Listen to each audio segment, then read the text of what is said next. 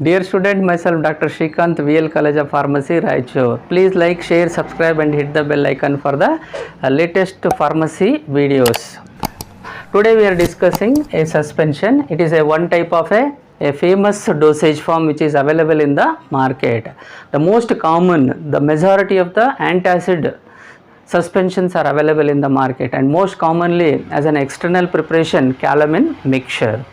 Let me discuss in this class what are the suspensions and what are its ideal properties of a good suspension and what are its advantages of the good suspension with respect to other types of dosage form, and some are the disadvantages with respect to other types of dosage form.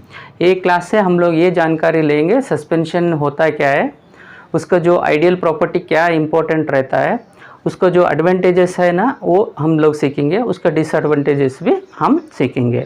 Late we start. What are the suspension? Suspensions are the biphasic means two phases liquid dosage form. Biphasic liquid dosage form in which one is in a solid, another one is in a liquid, and this solid is in a insoluble nature. That is a very much important to remember. The solid which is present in the suspension are always insoluble, though are called as a suspension. If the solid is insoluble, means we cannot say that that is a suspension, we will say that it's a solution. So biphasic liquid dosage form containing the two phases, one is an insoluble solid, another one is a liquid, and this suspension will contain the one or more solid active medicaments. What it contain? These suspensions contain the one or more solid active medicaments, and these solid active medicament are dispersed or suspended with or without the help of a suspending agent with suitable additives in a liquid medium. So these active medicament which are present though are the dispersed or suspended in a vehicle with the help of or without help of a suspending agent. The suspending agent are nothing but the increases the viscosity of your suspension, okay, increases the stability of your suspension. So we will discuss in detail the role of the suspending agent also, and these suspensions are mainly used for as an internal, as an external, as well as the parenteral applications or administration. So finally suspensions क्या होता है? बाइफेसिक liquid dosage form रहता है, उसमें दो तरीका का faces रहता है, एक तरीका इनसॉल्युबल सॉलिड रहता है, दूसरी जो रहता है लिक्विड रहता है. इसमें क्या रहता है? एक या एक से ज़्यादा सॉलिड एक्टिव मेडिकमेंट रहता है. ये जो रहता है ना एक्टिव मेडिकमेंट, उसको डिस्पर्स और suspended in a suspended with और without using the suspending agent with a suitable additives रहता है, और इन द लिक्विड मीडियम में उसको डिस्पर्स करते हैं. और जो भी ये जो बनता है ना suspension will be used for the internal, external as well as the parenteral. And next comes to the ideal properties of this suspension. The major important a good suspension mainly depend upon its ideal property. So these suspension are physically, chemically, microbiologically should be stable. That is the first point. Physically, chemically, microbiologically should be stable. And secondly, the suspension should have the desired viscosity. That is very much important for when you are pouring from the container to the measurer, it is essential that the desired viscosity is important. Next, whenever the prepared suspension, the sediment, the solid ingredient in the container, the sediment should be redispersible upon a small shaking. That is very important. It means that when you prepared suspension, if you keep it aside for a longer period or a short period, the solid particle slowly it will be settled down in the bottom. Upon shaking, these particles should be redistributed throughout the distribution media. So that is the major important for the good suspension. And all the suspension should have the pleasant odor, color and most palatable for the patient. And these suspensions are always free from the large particle. Large particle should not be present, because all our solid particle are insoluble in nature, they should not be large particle, okay. And mainly the size of the particle which is accepted in pharmaceutical field means 5 to 50 micron, and these suspension also be used for the parenteral suspension. In that condition, the viscosity of the suspension should be, its syringeability is required. Means when you are loading or syringe or when you are administering to a patient, the suspension should be easily loaded and easily administered to the patient. That much of syringeability is very essential.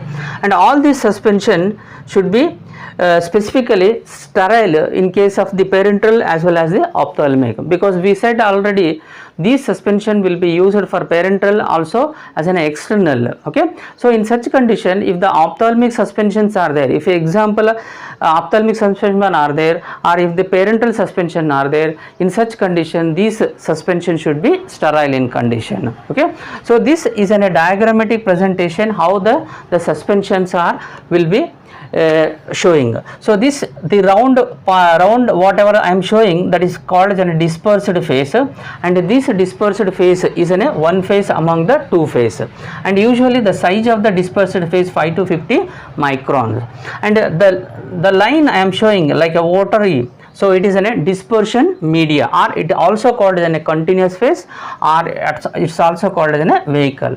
Means the solid, the particle which are dispersed phase are there, it should be distributed throughout the distribution medium. That is another important. Should not be all the particles should settle bottom of that.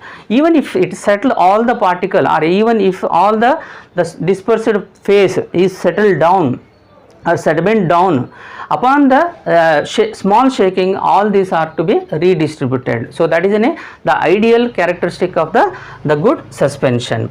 Let me discuss some are the advantages over the other types of dosage form.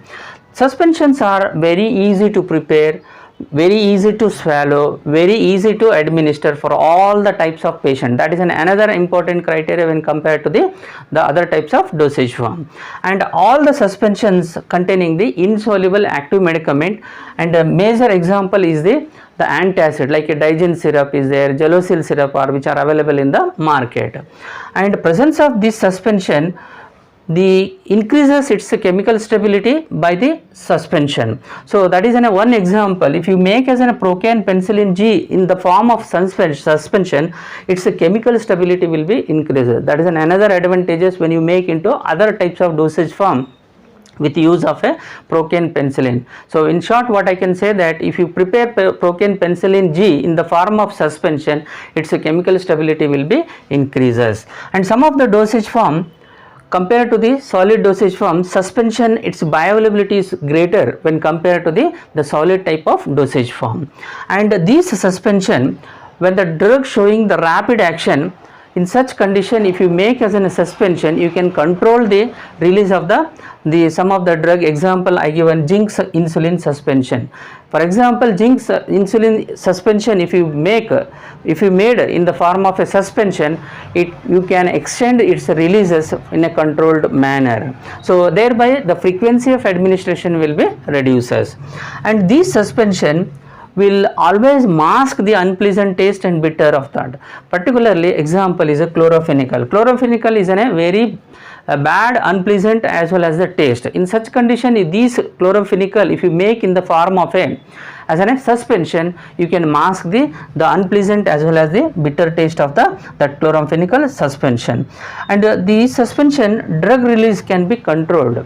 Okay, so that is another important criteria will be considered in pharmaceutical field. Means you can avoid the frequency of the doses by controlling the release of the dosage form. For example, sustained release dosage form, instead of taking the number of frequency doses, if you take one tablet or one suspension dose, so that will be covers for the 24 hours. So this is called as a sustained release dosage form. It means that you are avoiding the frequency of the dosage.